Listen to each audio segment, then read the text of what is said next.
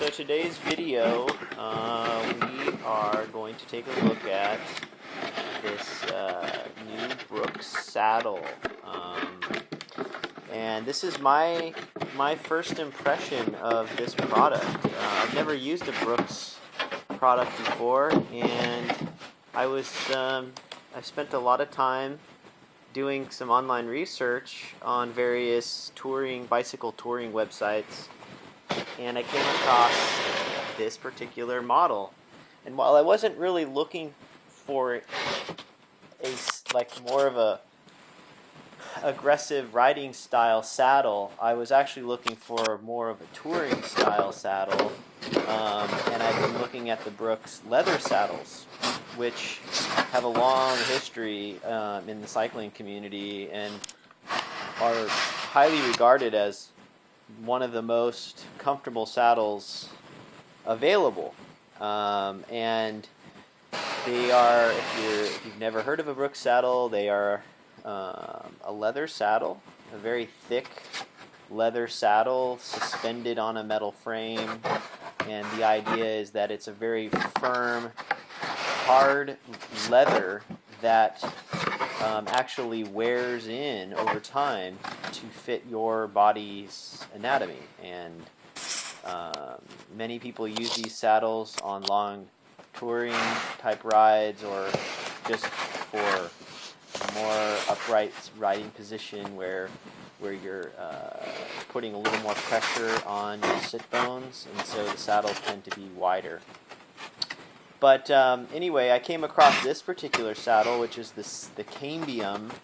It's a Brooks saddle, as you can see, and it's pretty narrow compared to most of their other products. It's also a vulcanized rubber. It's not leather, so it will hold up better in wet conditions without any special treatment like a leather saddle might need. And it has a canvas top on it, which is unique in that I've never ridden a saddle with a canvas surface on it before. And I was a little apprehensive when I ordered it, but I figured, hey, I'm always up for a challenge, and why get stuck in the same old thing? Life is always about evolution, and we're constantly changing throughout our whole lives. And so, hey, why not try something new? And maybe it'll be the biggest mistake ever, or it could be one of the greatest decisions I've ever made. Also, you can see I picked up a new seat post. This isn't really going to be on this bike as a long-term item, but it might. I'll never say never. But I bought this seat post to go with the saddle. I'm building up a touring bike right now. It's a Nito seat post, and here it is. It's the S83. I don't know if that means anything to you guys, but it's aluminum. It's a very well-made seat post. I've been using carbon seat posts and Thompson seat posts, and I've never gone to just an aluminum Nito old school style seat post before, but wow, I'm very impressed with this product. As you will see later in this video, I ended up putting it on my titanium road bike, the one that I did a review on previously, the 50,000 mile review. And this seat post will be used for my test ride on that bike. I'm riding it on that bike because I have so much experience on that bicycle that I want to keep all the variables constant and just give you an objective review of the saddle itself without changing anything. Just the saddle and, of course, the seat post. If I were to put this on the touring bike and give you a review about that, there's so many other variables involved. It's a totally different bike, and I haven't even ridden it hardly at all. So I don't know. Maybe the saddle would feel different on there. But I know this Titanium 7 extremely well, and I know its riding characteristics. I know how it feels. I've spent the better part of the last 10 years riding it on a very regular basis, and so I think my review here is quite objective. Also, I don't have any connection with Brooks. I don't know if that's obvious or not from this video. I don't even review things very much. I'm just sort of doing this because I don't know. It's very interesting to me to find new things, and hopefully, you'll get something out of this video as well. As a cyclist, this is my hobby. I love it, and I also wanted to try a non-animal product-based saddle. I know that there's some ethics involved, and it's available for those who feel that they don't want to buy a leather saddle from Brooks because they don't want to support the animal industry, and I can completely appreciate that. And just so you know, this saddle here, the Selle Italia Max Flight Gel Flow saddle, is the one that was on there before. It does have a leather top. And whether or not you agree with using leather products, it does have leather, and a good majority of high-end cycling saddles do. However, this new Brooks saddle does not have leather. It's vulcanized rubber and canvas and aluminum with an aluminum or stainless steel frame. So if you're in that market and you want a very nice sort of streamlined cycling saddle that's set up like more of an aggressive road riding position, that's what the C15 is. They do make a C17, and that's a little bit wider than this one. It probably rides more like a touring saddle. This one, I specifically bought it because I wanted to compare it to my cycling, the saddle for my road bike that I normally use. So here it is. I'm showing you kind of a comparison between the Selle Italia Max Flight Gel Flow saddle, which has the center cutout, and as you can see, it's pretty much the same length, and in fact, it's the same, more or less the same width. So it's not a fat, wide saddle like the C7. The C17 is much wider than this one.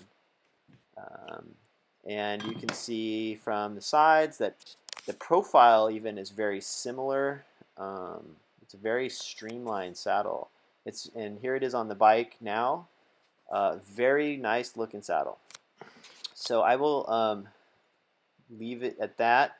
So far, I have taken the bike out for one quick 18-mile ride, and I was completely impressed beyond belief with how comfortable this saddle was. Better than the Selle Italia saddle that was on here before. My impression of it is that it's so unbelievably comfortable from the very start. Obviously, I'm going to take it out for a much longer test ride here very soon. But being somebody that's ridden on this particular bike for this particular number of miles, I have a very positive impression of the saddle so far.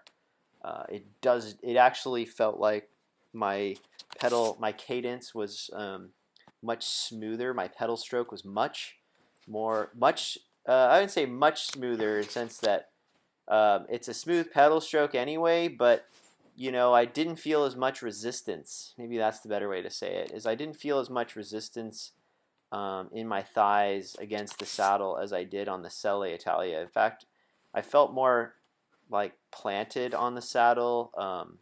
The canvas top I had read some reviews about the canvas sort of being more friction, so you wouldn't move around as easily in cycling shorts. And by the way, I rode this saddle in cycling shorts with a padded cycling shorts, basically like Assos brand cycling shorts. So there's a nice chamois on that in that particular cycling short. So some people had reviewed that the canvas made it seem like they were gripping to the saddle, but that they eventually wore that in and it became smoother and slipperier.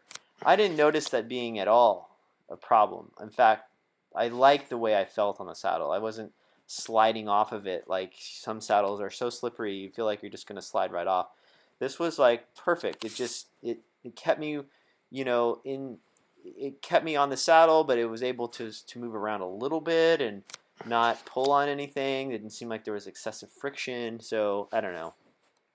I am so far incredibly pleased. In fact, I'm so pleased at this point that I may make this saddle my permanent fixture for this bike.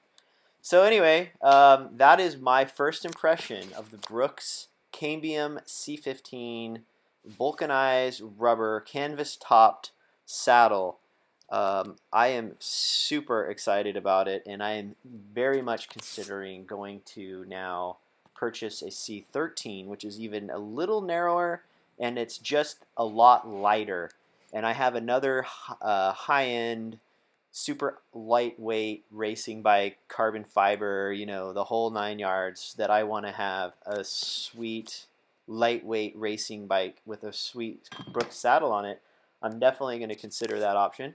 And I'm going to be test riding a leather Brooks saddle on perhaps on the titanium bike here, or on the touring bike that I am currently setting up for road for roundineering type brevet type rides that I will be possibly doing some reviews there. So again, I know there's some people out there that are looking for a saddle. They're perhaps looking for something that is not leather.